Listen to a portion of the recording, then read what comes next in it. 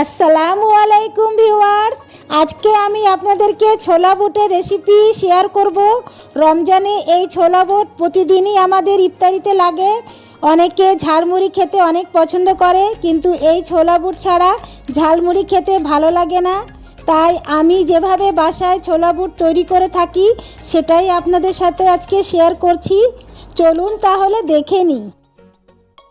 এইখানে আমি 1 কাপ ছোলা সারা রাত ভিজিয়ে রেখেছিলাম, এগুলোকে ধুয়ে নিয়েছি।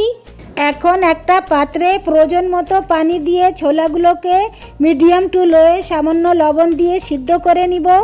যদি ছোলা সারা রাত ভিজিয়ে রাখার সময় না থাকে তাহলে হালকা গরম পানিতে 6 থেকে 8 ঘন্টা ভিজিয়ে রাখলেও হবে। এখন ছোলাটা সিদ্ধ হয়ে গিয়েছে, এগুলোকে ধুয়ে পরিষ্কার করে নিব। এই অবস্থায় ছোলাটা আপনারা একটা পটে ফ্রোজেন করে 1 সপ্তাহ পর্যন্ত ডিপ ফ্রিজে রাখতে পারবেন। শুধু 1 ঘন্টা আগে বের করে মশলা দিয়ে রান্না করে নিলেই ছোলাটা রেডি হয়ে যাবে। এখন একটা প্যানে 2 টেবিল চামচ তেল দিয়ে 2 টেবিল চামচ পেঁয়াজ কুচি হালকা সফট হওয়া পর্যন্ত ভেজে নিব। এবার হাফ টেবিল চামচ আদা রসুন দিয়ে সামান্য পানি দিয়ে এটাকেও একটু ভেজে নিব।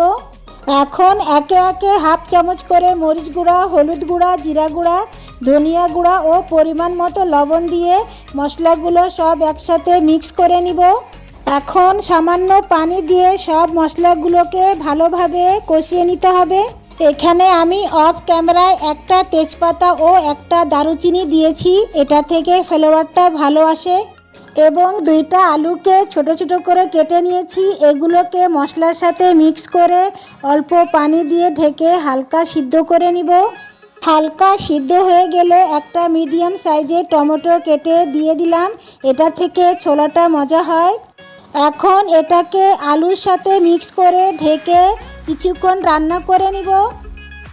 কিছুক্ষণ পর আলুটা সিদ্ধ হয়ে গিয়েছে, এখন ছোলাটা দিয়ে মশলার সাথে একটু কষিয়ে অল্প পানি দিয়ে ঢেকে রান্না করে নিব।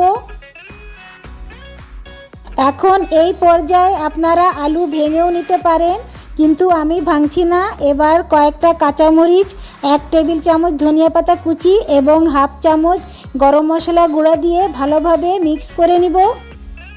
এখন ছোলাটা পুরো কমপ্লিট হয়ে গিয়েছে।